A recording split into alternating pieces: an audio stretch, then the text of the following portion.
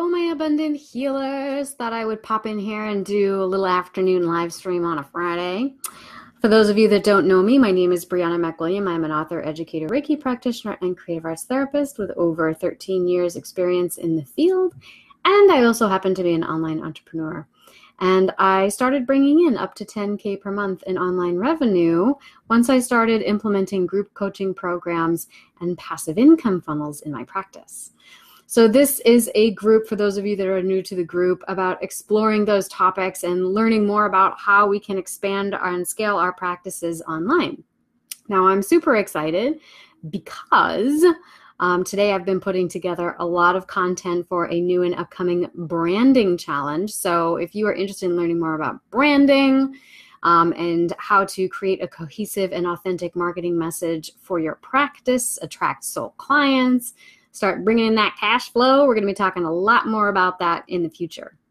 So for today, I know that earlier this week we talked about burnout, and we explored how sometimes burnout is a result of, through the frame of the law of attraction, and we've explored how burnout is sometimes actually that we need to just reframe our experiences and also take that feeling as sort of a signpost for what direction we may need to go in order to bring ourselves into a deeper sense of alignment with what our skills, capacities, and soul purpose may be here on this earth. And so basically we're going to address this in this video in 3 ways. So first, how do you deal with feelings of burnout? Well, first you search for the next good feeling thought, and that means that you try to change the cognitive construct so that you can allow yourself to see things from a different perspective. Then you look for evidence that would support that new perspective, and then you add to that shifting your priorities to honor self-care and also the body's pleasure. I'm going to talk more about what that means. But in other words, in a nutshell, we're just talking about taking command of your inner space through both consciousness and creative body-based approaches, okay? So I just want to emphasize that creativity is really important here because it reminds you of how to play and that you do have the power to create the experiences and the feelings that you want to have in your life, okay? So I just briefly want to revisit the question that we discussed earlier this week, and that is, I guess the most frustrating thing is coaching the same point over and over. I just want to learn more about healing the healer. How do you not get too burned out when you keep hearing the same stories and you're frustrated yourself? So as we talked about in the previous video, we ascertained that the type of clients this person is serving and the way in which this individual is working or perceiving the work may be creating feelings of conflict, or I'm going to refer to it as contrast, that stimulate these burnout feelings because it's just not in alignment with the desire, capacity, skills, or soul purpose of their inner being. Now, I'm a big Abraham Hicks fan, so you might notice, for those of you that are familiar, I'll be using some of their language, okay? So I would say part of the issue here is that rather than focusing their observation on the parts that are in alignment, this person is tending to focus on the gaps between where they are and where they want to be. And unfortunately, when we do that, it only widens the gap, right? And attracts more burnout situations. So I just want to start with the first bit, which is we talked about the kind of clients you want to work with, right? And I refer to that as soul clients. So when you identify that there's a particular issue or a type of client that you're really not interested in working with anymore, you have in essence identified your soul client, because in that moment, you know who you want to work with. You know the problems you wish they had, right? Because that kind of client might allow you to better utilize your capabilities because you think that they are making better use of them, right? So it's kind of important to note here that when you feel frustrated or burned out, it's primarily because you feel ineffectual. So you have to realize you don't actually want to help everyone. You want to help the people that you think will make the most use of what you have to offer, because that makes you feel better about yourself and in alignment with what you were put here on earth to do. Okay. So somewhere along the line, someone beat it into you that as a human service person, you have to open your doors to everyone and anyone. To be discerning would actually be selfish and somehow an immoral misuse of your skills. And I have to say, I don't agree with that. I think that's a limiting belief. I don't think it's unselfish to open I don't think it's unselfish to open your doors to everyone. I think it's actually hubris and it's a bit grandiose. Do you really think that you are the best and or even a good fit for everyone? No, you couldn't possibly be. Okay? So I think the place to start changing the way you work or the way you're perceiving the work, right, is to begin allowing yourself to be selective. Okay? Because once you do that, not only will you be clearer on what you want to do, right, and who you're here to serve, but you'll also be much more recognizable to those clients. Okay? Now, practically speaking, once you figure that out, it should really be the foundation of any and all of your marketing copy. Okay? We're going to talk about more about that in our branding challenge. Now, let's say that you're not ready yet to start a practice or to create an online course or to dip your toes in some form of independent work or entrepreneurship. And you're currently working in an institution or an agency and clients are assigned to you. And let's say you have little choice in the matter of who you work with and or how you work with them. So the thing to do then would be to look at what is satisfying about the work instead of what isn't.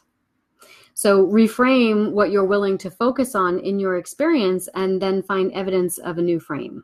Okay? So when you manage to do that, then your vibration shifts and the world around you starts to shift as well. So let's go back to the 3 things that we said would help with this. The first thing was search for the next good feeling thought. Okay, so I'm going to give you kind of a series of statements of ways that you could start to reshift the way that you're thinking about things. Okay, so first, well, I do have a job, even though maybe I don't like it very much. However, those that hired me had confidence in my abilities, and there's a recognition and a validation in that. Even so, I did have and still have useful and transferable skills. There's construction going on in my building today. It's been going on all day. I could probably get another job if I really wanted to. This job seems like a good fit at the time, and even if I may have wanted a better one from time to time, it was really all I could see myself doing when I was hired, and so it really allowed me to grow in many ways. Luckily, my ideas of what I would like to do have changed. I know now I could do better if I wanted to. Over time, I've gotten better at what I do, so good, in fact, that my boredom and my frustration is really only an indication of how much I've grown and need and desire new stimulation.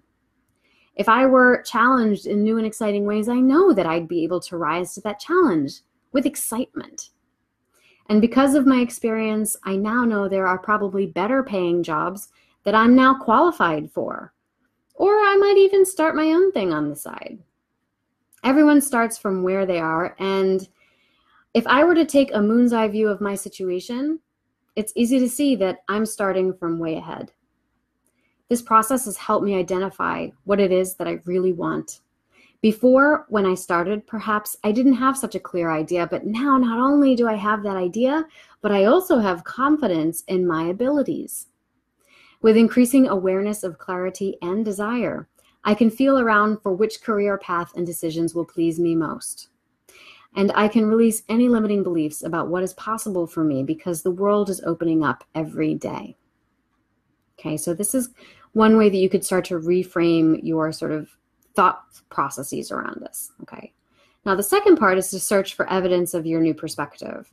So once you start practicing retraining your thoughts in this way, you'll notice that evidence starts to really appear among your conditions. So maybe you hear of a job opening somewhere, or a supervisor out of the blue compliments your work, or you get a client that you actually enjoy working with. You find money on the street. Human resources calls you and tells you have to take 3 weeks sick time or you'll lose it. And then at the same time, your good friend invites you to a conference about entrepreneurship, right? Or, and this is where it's really crucial that you are able to do this kind of thought retraining, or maybe you get fired. Okay. Now you might think I got fired. That's not evidence that I'm raising my vibration. Or is it? Right? Because this is where it's really important to be able to do this restructuring, because instead of seeing that situation as like the world is against you, You want to realize that this could be the universe stepping in and giving you a tremendous amount of time and space to pursue the things that you're finally ready and or willing and wanting to pursue, as evidenced by your misery, right? Because the misery is just caused by the friction between how much you have expanded and how little you're allowing yourself to explore that expansion, right? Now, the third thing is to prioritize your physical pleasure through creativity and self-care. And this is actually really, in my experience, based on neuroscientific evidence, but anything that we do, any kind of thought patterns, any routine that we get in, particularly if it's automatic negative thinking or being in a negative state, that's habitual. That's something we form through habit. Some might even say that we are addicted to negative thought patterns, okay? And when we break down addiction, it's a series of motivations that are like fired a certain part of your brain, and then the rest of your brain organizes strategies in order to promote satisfaction of whatever that motivation may be. So, for example, many people tend to refer to stimulating the body in positive and pleasurable ways as a form of self-care. But to my mind, it's actually a way of prioritizing your sensorial experiences and blazing new pathways in your synaptic brain, or new synaptic pathways in your brain, okay? And I think this is really of the utmost importance, because since it is feelings that influence your thoughts and communicate your vibe, right? Your feelings are how you know whether or not your inner being is in alignment. We have a tendency to discount the body, to disconnect from the body, because the body houses those feelings, and the feelings conflict with what we think we should be doing, and so we cut it off. And so creatively activating the body is really important, because that puts us back in touch with the first organizer of our experience, right, of our feelings. So when you're anxious, for example, your throat tightens, or you get, your stomach tied up in knots. But when you're happy and joyful, your chest feels light and full, and you tend to have a spring in your step. Maybe you find yourself humming a tune, right? Your body moves in a more fluid and rhythmic way. It's got a different vibe going on, as opposed to being stiff and scrunched up or tight or folded in on itself, right? Now, if you can add body activation to some kind of creative act that stretches your thinking and your consciousness, right? Integrating your consciousness into the realms of the imaginative and the abstract, now you're practicing what it is to really live outside your limiting beliefs and tap into the source energy that you have within you to really create the world that you want to live in. So in other words, if you can combine body activation in creative ways with a cognitive reframing and restructuring of your thoughts, then you will put yourself in the driver's seat with creating the life of your dreams. Okay, so I hope that you have enjoyed this video. As I said before, stay tuned for our branding challenge. I'm just wrapping up all the content, and we'll be posting it for registration and sign up within the next few days. I'm so excited to get on that. And if you're interested in learning more about my program, The Abundant Healer, 90 Days to Scale Your Practice Online, I'm going to put a link in the caption of this video for you to check it out. And I'm going to be giving a special offer for anyone that wants to sign up through our branding challenge. So again, stay tuned, and definitely leave me some comments in the thread below. Who here in this feed has ever struggled with burnout? Or maybe you're still struggling with burnout. And for those of you that managed to get through it, how and or what changed for you? And did the feeling ever follow you into a new situation, and how did you manage that? Thank you. I will see you next time.